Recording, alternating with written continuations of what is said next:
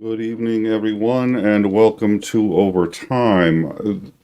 Donald J. Trump has now called for the use of the so-called nuclear option. This is the option in the Senate. Let me change this here just a bit. There we go. This is the option in the Senate whereby the Senate rules are changed to eliminate the filibuster. Were this to be done, the shutdown could be ended and the Republicans could pass in the Senate a clean, so-called clean budget bill without the Obamacare subsidies and thereby ending the shutdown. This is a highly controversial move.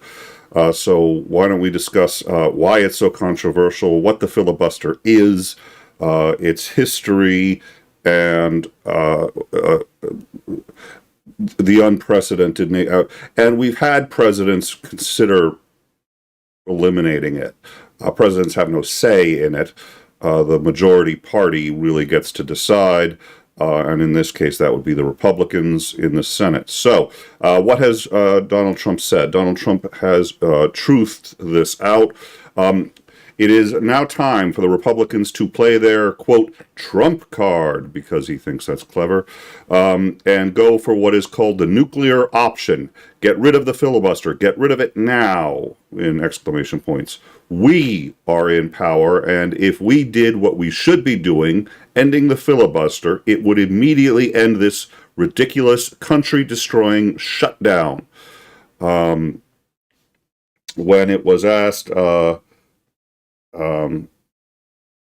what he would do when, his post, there was a couple of Senate Republicans have actually taken to the platform and suggested that ending the filibuster would be a very poor idea, because what would they do when the Democrats were in power? The filibuster gives a significant amount of power to the minority. It helps balance out a minority, and you can be a minority of just about any size. You can have only 10 to 90, and you can balance the odds significantly using the filibuster. When he got this pushback, Trump said that Republicans should take advantage of the opportunity first over the Democrats. Anyway, quote, now I want to do it in order to take advantage of the Democrats. That was what Trump wrote on Truth Social. So, yeah, the filibuster, in my general view, should go, but no party wants to be. There's problems with it. So, what is the filibuster? In general, most votes require a simple majority to win in the Senate. So, and I'm aware that a number of Americans are probably listening to this and well aware of what this is. This is for people who are not in the U.S. to get a genuine understanding, because the filibuster probably sounds pretty strange. The reality is the filibuster does not exist on paper. Recently the filibuster has been mentioned on paper and said, okay, if you do this tactic, called a filibuster, so on and so forth. But the filibuster wasn't something that was planned or put into the Constitution. What was that you needed a majority for most cases, a simple majority. That would be 51. There's 100 members in the Senate, so just 51. Makes it convenient that there's 100. 51, and you pass a bill. That's in most cases.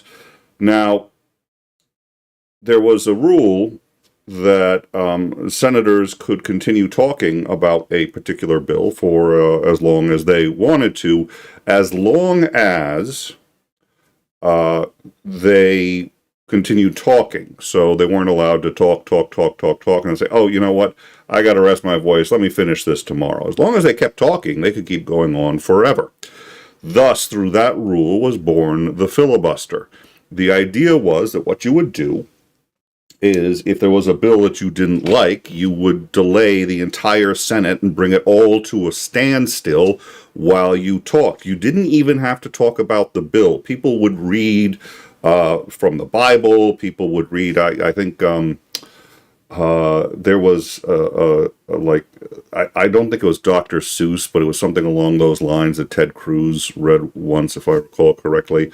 You can read from a cookbook. It really doesn't matter what you say or do. What matters is you don't stop. And stopping has been subject to, how long is a breath. But at any rate, you can't go to the bathroom. You can't eat. You can't do anything. You just keep talking. And as long as you're talking, and again, the founding fathers assumed you'd be talking about the bill. Nobody intended this to just be just talkathon and bring all of the Senate and thereby really Congress to a standstill, but that's how it was used, especially in the early days. So if someone didn't like a bill, they'd say, listen, I want you to change this, or I'm going to filibuster it. They'd filibuster it, and they'd keep going. And if you could get 2 or 3 senators to filibuster a bill, you could stop Congress's business for a week. That was usually pretty serious. So at least it gave people some wiggle room.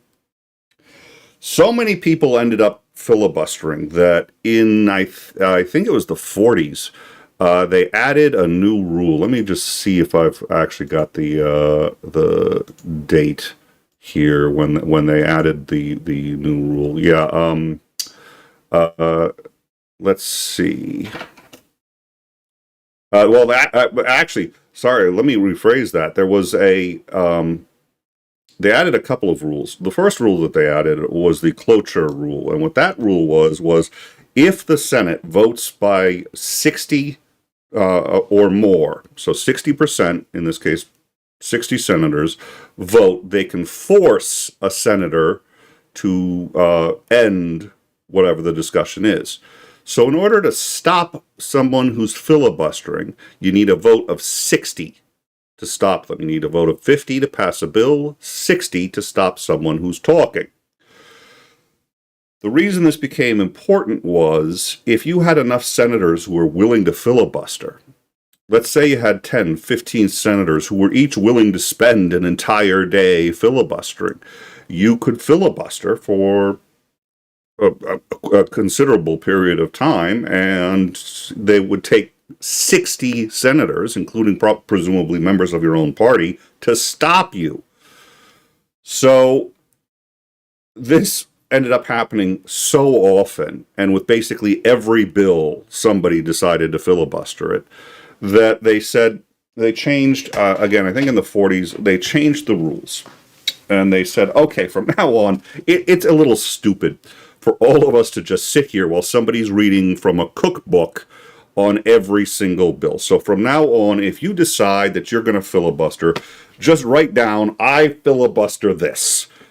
Send the note to the head of the Senate, and we will table it until such time that either we get 60 votes to override your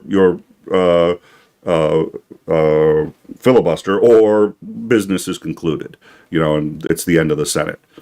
So now, you didn't even have to speak. You didn't have to do anything. You just had to say, I declare filibuster on this piece of legislation. And all of a sudden, the bar for passing that legislation went from 50% to 60%. Right now, Republicans are 54% in control of the Senate. That means they can pass any bill they want to, unless somebody filibusters it. If somebody filibusters it, that changes it from a 50 to a 60. And they don't have that many without Democrats jumping ship and switching sides, which the minority party rarely does in a situation like this, because unity is so strong, because they're so badly outnumbered. So, that's what a filibuster is. It's not written into the rules. As a filibuster, what it is it's a procedural move where you just decide you're going to start talking. Up until for at least I think 20 years, you didn't have to talk. You just had to declare filibuster on a bill, and you just changed it from a 50-50 or a simple majority to a super majority, which is 60 vote.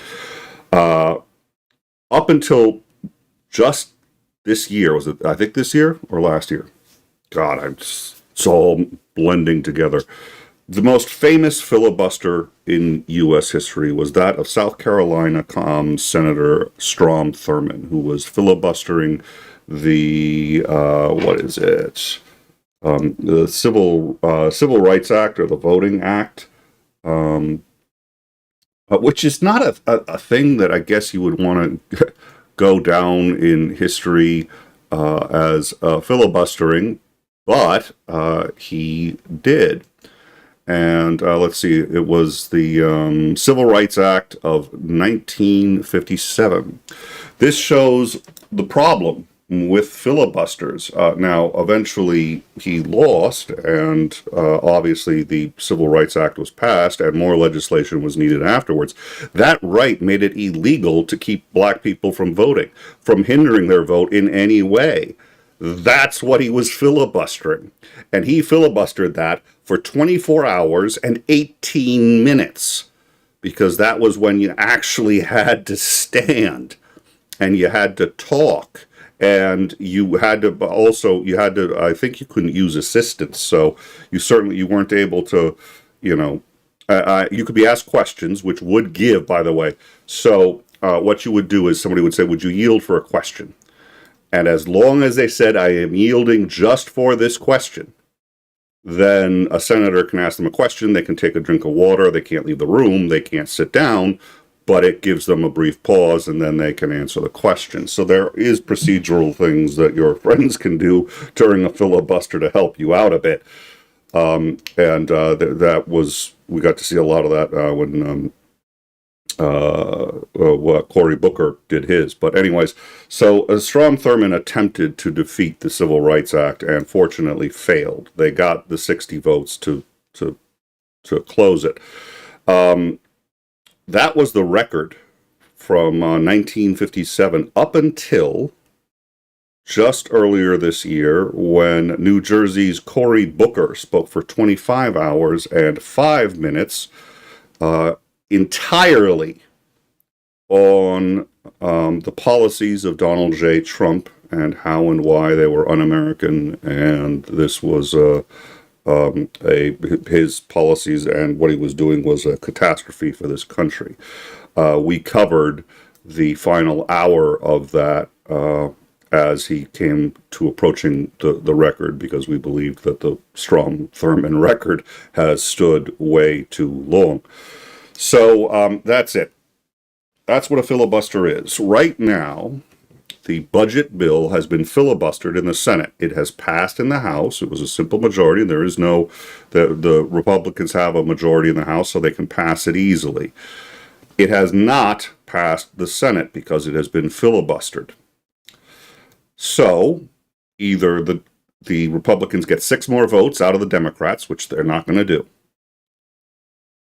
They negotiate with the Democrats to get something that the Democrats will sign on for, which is what the Democrats have been asking for. And they've been saying a clean bill, but for adding the Obamacare subsidies, which are about to be eliminated. The subsidies are, in fact, being eliminated on November 1st. That was in the downtime that we had earlier tonight. That was the third one I forgot, the Obamacare subsidies. Some people are going to see 300% increases in their premiums for health care starting November 1st, in addition to the SNAP, all that other stuff. Democrats are like, clean bill is fine, but do not repeal those subsidies. So, right now, this means the government is not funded because the budget bill has not passed. They have been unable to pass a continuing resolution that even just funds the government for 30 days, because every bill, the Republicans want a clean bill and the Democrats want a bill that restores the subsidies which expire on Saturday.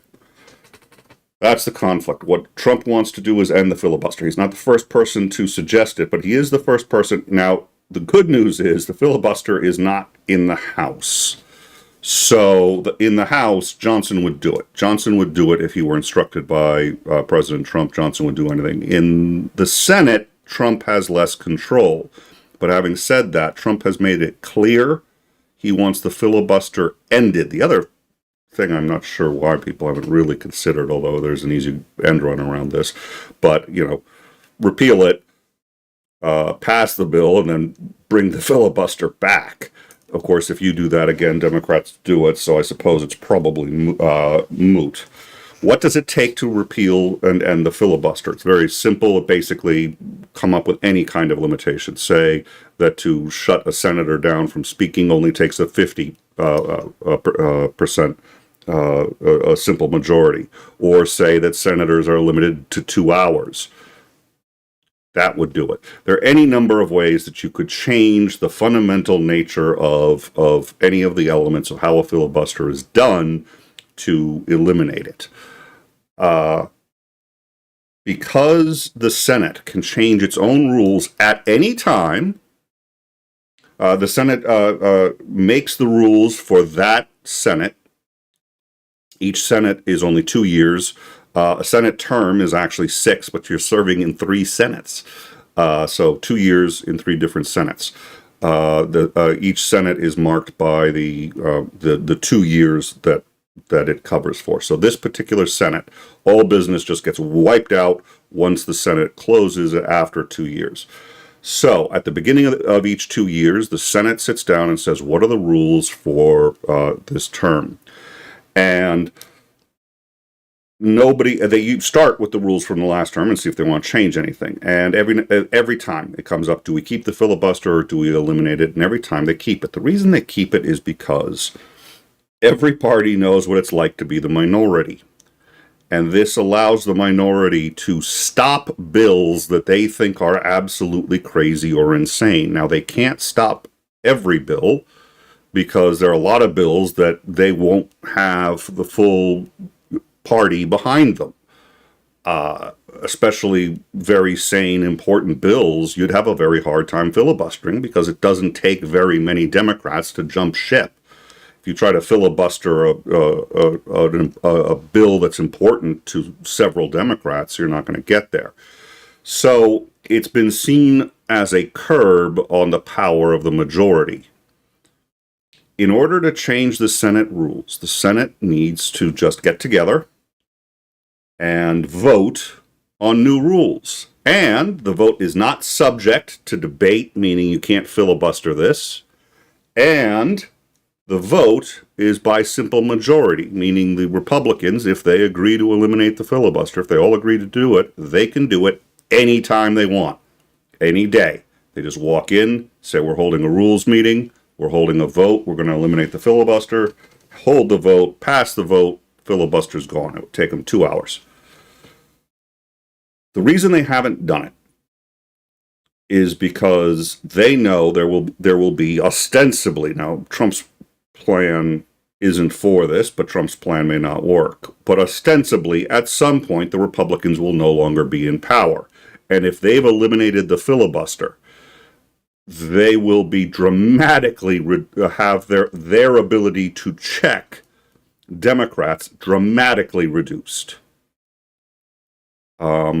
So it's been considered so dangerous to eliminate the filibuster. And so there's all this finagling over, are we going to make people talk and stand? I was for making them talk and stand. That way, at least, you didn't filibuster absolutely everything you could and just automatically change the necessary requirements for passing a vote to 60, which is essentially what it is, by the way. Right now, most legislation that passes through the Senate has to pass by a 60, not a 50.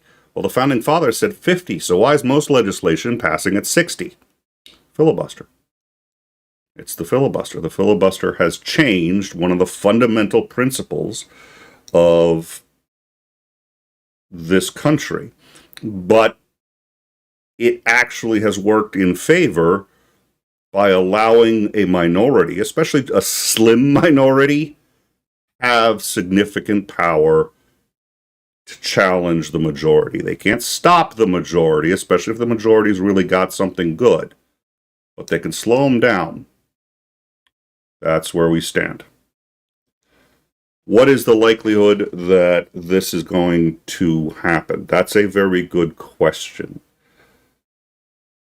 Every party has been hesitant to do this, including when their president has suggested they do this. Barack Obama told the Democrats to, in his first term, to eliminate the filibuster.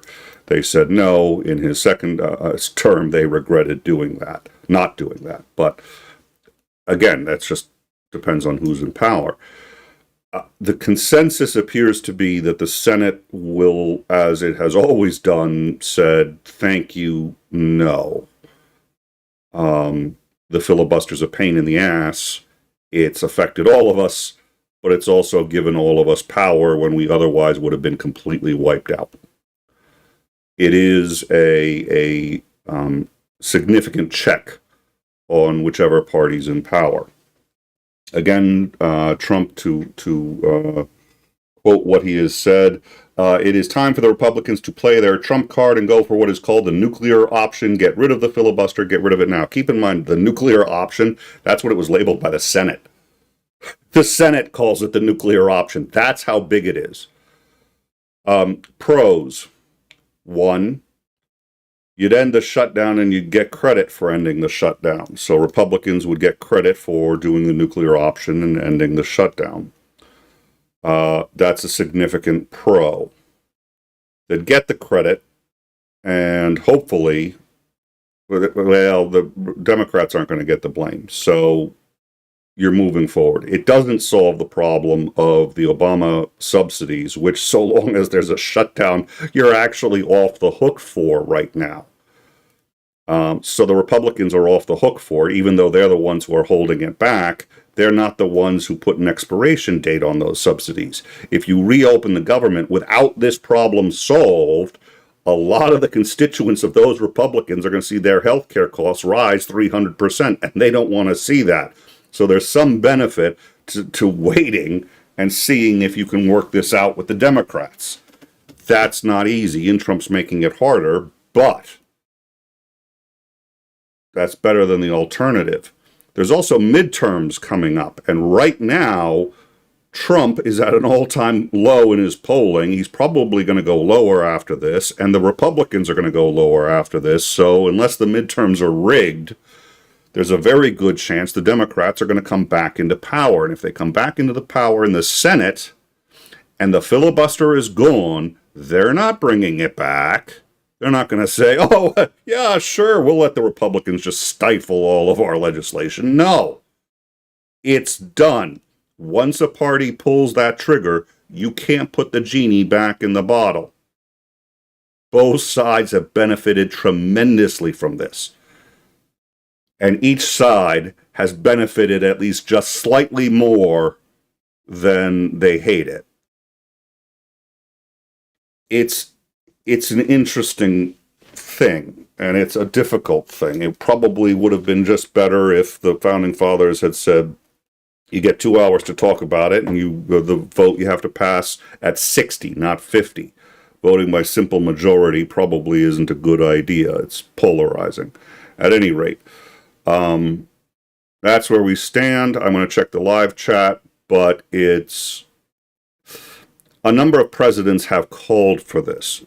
Trump seems to be extraordinarily serious, and he seems to be pulling what strings he's got in the Senate, which is far fewer than he's got in the House, to actually get this done. This would be one of the most dramatic changes to lawmaking in U.S. history if the filibuster were to be eliminated.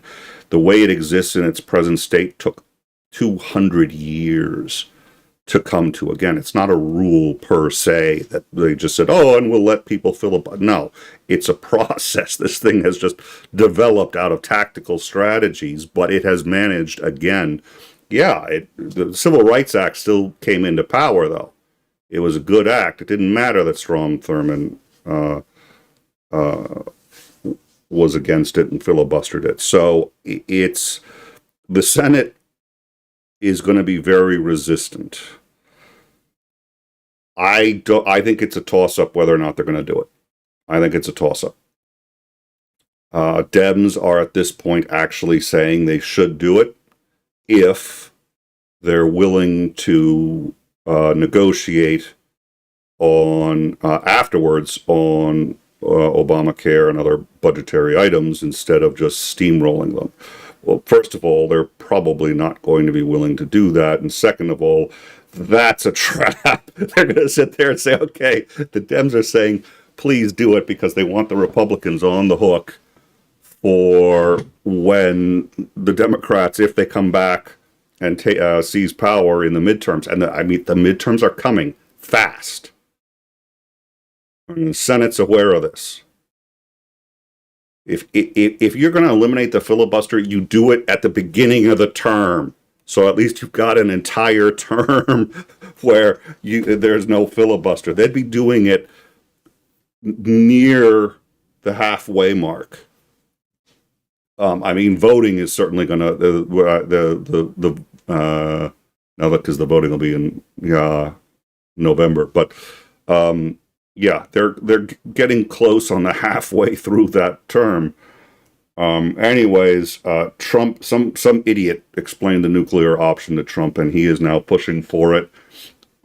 We have some indications that members of the Senate had reached out to Vance privately earlier this week and said, we think Trump is going to talk about the nuclear option. We don't want him to talk about it because the more he talks about it, the more he takes away our options about whether or not we can do it, meaning that they feel more pressure to do it and maybe they don't want to. So, and that's the other thing. They do still need a 50% majority to get rid of it, which means if 5 Republicans do not want to fundamentally change how the Senate does business, just 5, and I can think of 3 that don't want to.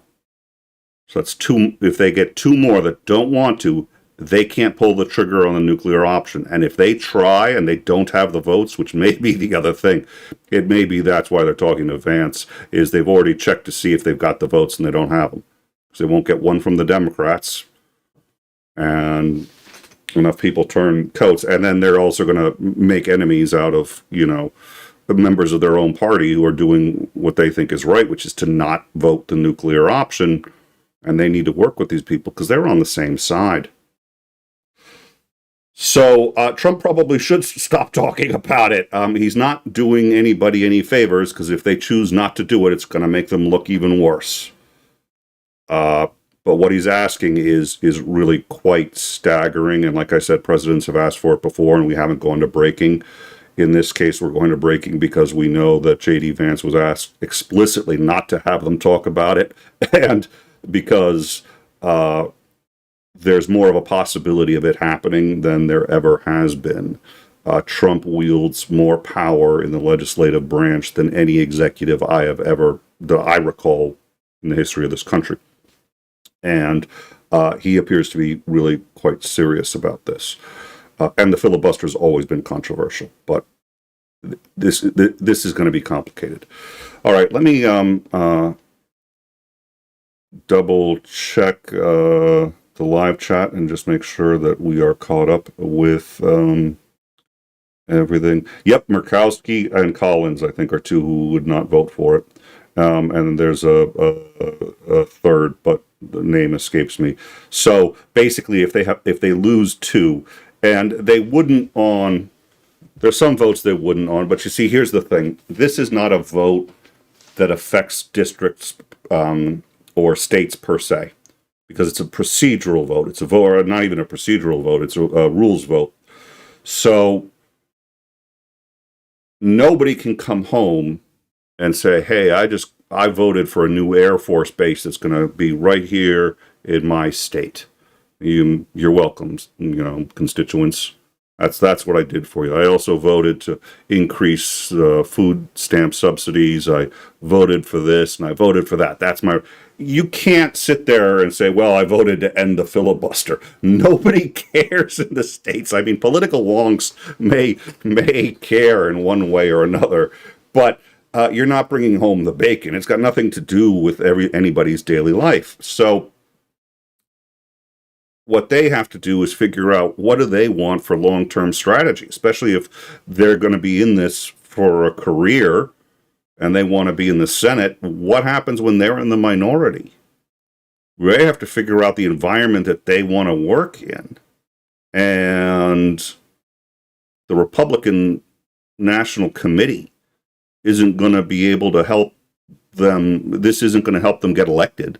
This isn't going to help them do, this is about how they do business. It has nothing to do with the RNC, Republican, any of that. Republicans will sit there and say, we have to vote as a collective body and get this done together. You can say that, but, the chairman of the RNC isn't working on the Senate every day. It's 54 Republicans. So, again, if 2 defect, they need 50, how much, well, why did I say they need 55? No, they need to pass by 1, so they need 51, but they've lost 3. I think they've lost 3. Murkowski, Collins, I would assume. And yeah. So, my suspicion is, and here's the thing, one thing you would do is, even if you're not going to do this, even if you've decided you're not going to do this, take a head count and see how many people would vote for it. And the reason is so that you can take the temperature of the people under you. So the majority leader is going to get the whip to go find out how, and do it quietly, because otherwise people are going to think you're planning on doing this. And just make sure you know where people stand on the filibuster, so that you've got an understanding, and so that if a fight happens during a particular filibuster or something like that, you know who you can count on and what threats you can and cannot make and who's going to back your play. So my guess is the majority leader's got some idea of whether or not he could pass this, and just by the fact that Vance was asked to pass along that the Senate is asking them to tone down the rhetoric, and this was before Trump did this, suggests to me that they don't have the votes to pass it, and they know it. And so by him doing this, it's just piling on the list of failures. Why ask for passing legislation, or in this case, a rules change that you can't pass? Why harp on it? Why keep sitting there going, oh, we have to, and then just announce to the world on Twitter, oh, we have to do this. It's like, we can't stop fucking saying that. So my suspicion is that's what's going on. It's been used to block some of the best legislation, the filibuster. The Obamacare had to overcome the filibuster. And anyone who's originalists of the Constitution really hate the filibuster, and the reason is the Constitution says that in order to pass legislation, you need a 50% majority, or 51, obviously, but you need the majority, just a simple majority. And the filibuster moves it from a simple majority to a supermajority. You need 60. And since anybody can filibuster any legislation right now, based on how the rules work, you just say, I call filibuster on this. Basically, all legislation, all of it, is now a 60 to 40 vote majority needed. That's not what the Constitution envisions. So yeah, that's the conservatives tend to be against that. I've been against it for a while. That's a long story. I don't think it's gonna go. Anyways, Jester, $5. I voted to end the filibuster so we could increase your medical charges, the future ex-politician. Yes, I thank you. You put in one $5 super chat rather succinctly what I took about 10 minutes to explain why they don't want to do it. And the other thing is when let's assume government opens tomorrow, because and by the way, as soon as they do the filibuster, if they end the filibuster, just so we're clear on this, it requires a 50 majority vote, so just a simple majority to end the filibuster. Presumably they have it. They have 54 members, but let's assume that not everyone's going to vote with it. If they end the filibuster, the second the filibuster is over, they eliminate the filibuster that is holding the budget bill in place. They pass the budget bill. It goes to the president's desk. He signs it. If they're in a hurry, I mean a real hurry, and they've coordinated this, they can get it done in a day. If not, it's going to take slightly longer than a day because you end up having to, the bill needs to go through all this stuff and then get drafted, and then it has to get sent by formal channels, and it's presented to the president the whole night. So just the pomp and circumstance, maybe 2 days. All right, government is open. Here's the problem. Everyone has to go back to their offices. Anyone who hasn't been fired, anybody who hasn't been furloughed, well, the furloughed, hopefully you're back unless they've got another job that they want to keep. They go back. Now you've got the problem that they've already made cuts to SNAP benefits in the previous budget. Those are going to start to come through. The Obamacare subsidies are going to end, and they haven't solved the it wasn't the WIC problem. What was the other problem? It's what Jester said. They haven't solved a number of problems with healthcare and the coverage for SNAP. So it takes about a month to get the USAID back up to run, assuming that everybody comes back and assuming they're funded properly. It takes them about a month to get back to getting all the food stamps out on time to everybody who needs them and doing the whole thing. It takes about a month. And then they got to start bringing all the other people who've been furloughed from the U.S. government or just fired from the U.S. government. So there's no good options. If they come back now and haven't fixed anything, everyone's still going to be pissed. But yeah, they get to claim credit. Oh, we pulled the nuclear option. That's the other thing, which is they are going to piss off a lot of people because it's such a drastic step and such a maneuver. There are Republicans who never want to see it go away. And they will join the Dems on anything going forward just to remove the Republicans from office for having to. It's the nuclear option. This is not a small thing. $5 a net. Thank you for a great stream, Nick. Great information. A lot to chew on with this proposal. Yeah, it's always the filibuster. I find it's just a fascinating thing. It's just one of those things that our democracy just conjured up and imagined just by running enough that it's like, oh, we've got this filibuster. And I love when it makes sense when you think about it. It's like people were filibustering so much, all of Congress was coming to a grinding halt. So they said, okay, from now on, instead of having to stand, instead of having to talk for 20 hours or whatever, you can just write, I filibuster this bill, and we'll put it down until we get 60 votes or until the Congress changes sessions. And then everybody just started to, and so it changed the bar. You now need 60 votes to pass in the Senate. Why? Because anybody can filibuster anything. I think you're actually, if I recall, there is a limit. You have like 2 that you're allowed to have currently tabled or something. I don't remember. But at any rate, it's I was glad when they brought back the you have to stand, because I was like, it's make people work for it.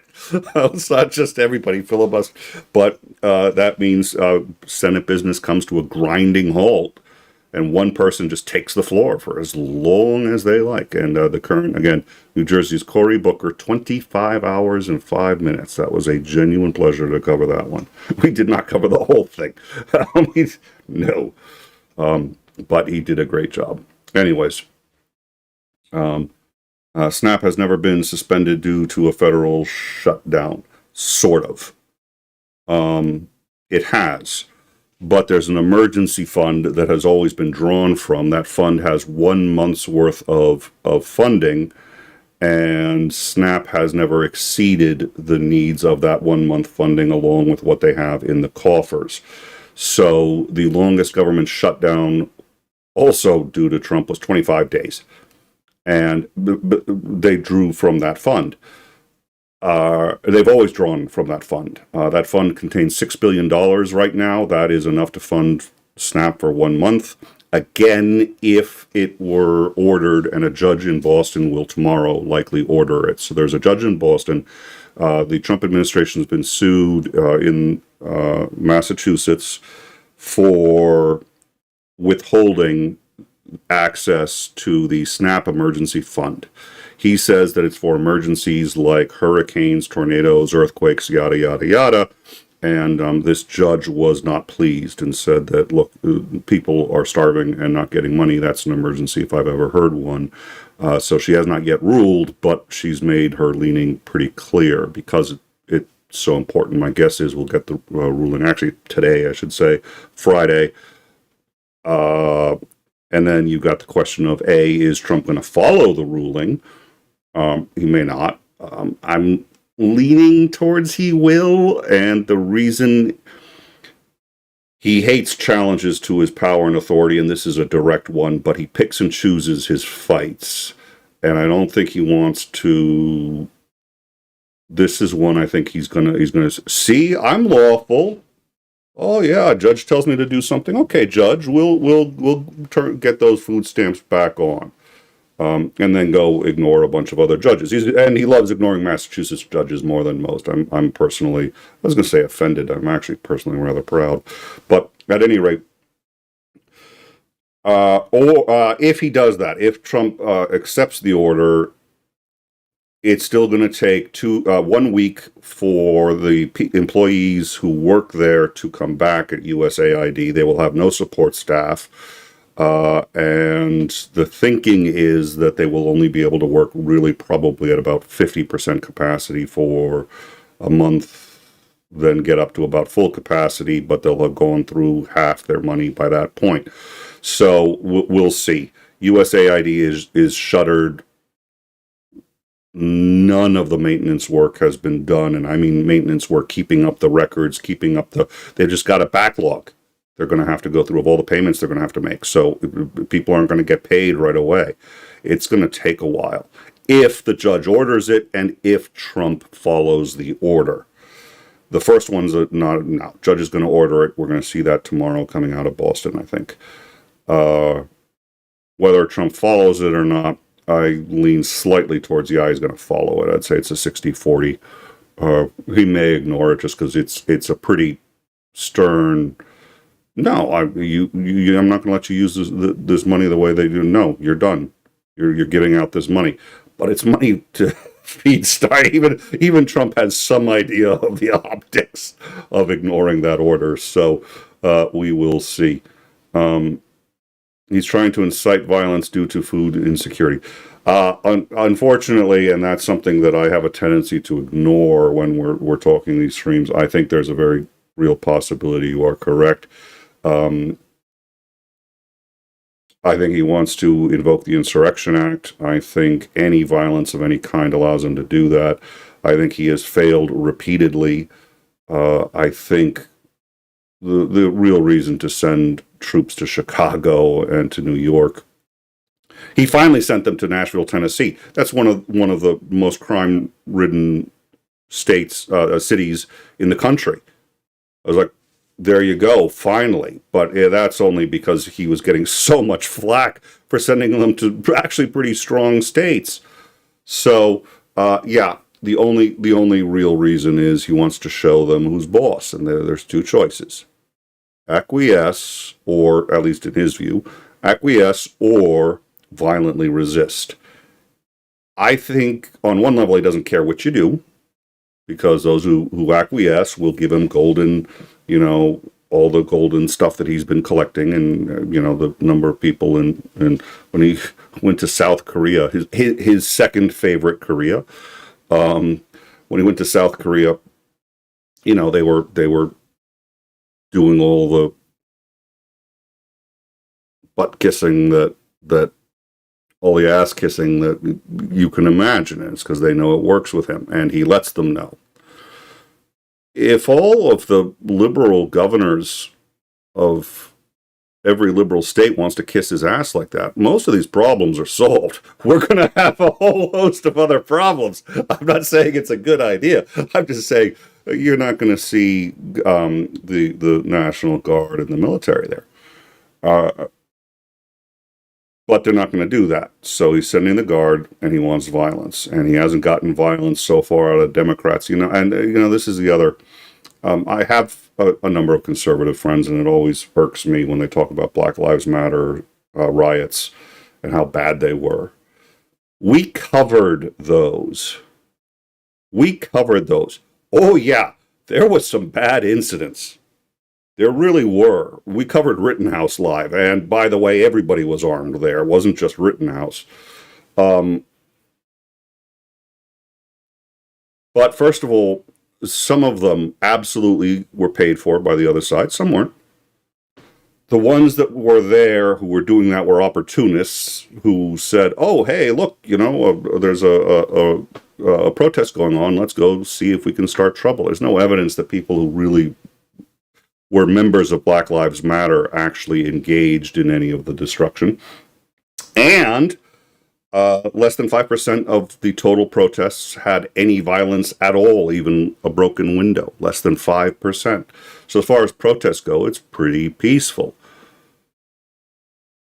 The Klan rallies, on the other hand, you've got people driving cars into other people. You've got I just think that when it comes to protesting, the right has a tendency to both threaten and actually execute the violence more often than the left does. But who knows? Maybe I'm biased. Thank you all for joining us. We will. Our next scheduled show is Tuesday, 9 p.m. Eastern. It's going to be in time with a Xandering. A lot to talk about. My suspicion is we're going to be going live on Saturday because that's going to be the first, and I think a lot of people are going to have a lot of things to say on that day. We're also, we're not probably, I think we're going to wait on the SNAP benefit coverage. We've already notified everybody, and we'll say join our Discord, and you can catch up with people there. But we'll keep up with what the judge says. I don't know that we're going to go to breaking tomorrow when the judge says he has to tap into the SNAP reserve fund. It's newsworthy, but we've already said she's going to do it, and we know she's going to do it. This isn't like when we knew Trump was going to be impeached, and we put up a thumbnail, Trump impeached, and we're all like, he hasn't been impeached yet. It's going to happen in half an hour, but it's going to happen. So let's talk about what's going to happen next. Yeah, she's gonna tell him what to do. The question isn't how the judge is going to rule. The question is, what's he going to do when a judge orders him to tap into the $6 billion reserve? The other thing is he taps into it, but finds a way to administratively just slow down the fire everybody who works there. Well, Your Honor, we tapped into the fund, but it turns out that everybody who works at USAID was suddenly fired. We don't know how. No, it wasn't Trump's doing. He was eating a cheeseburger. I don't know. We misplaced the employee records files. Somebody, I think, suggested. Oh, you know what? It was? They quit. We told them anyone who works here is going to be doxxed online as part of the new policy, and for whatever reason, they just didn't. All right. Enough vamping. Thank you all for joining us, and yeah, I'm sure we will be seeing you soon. Have a good evening.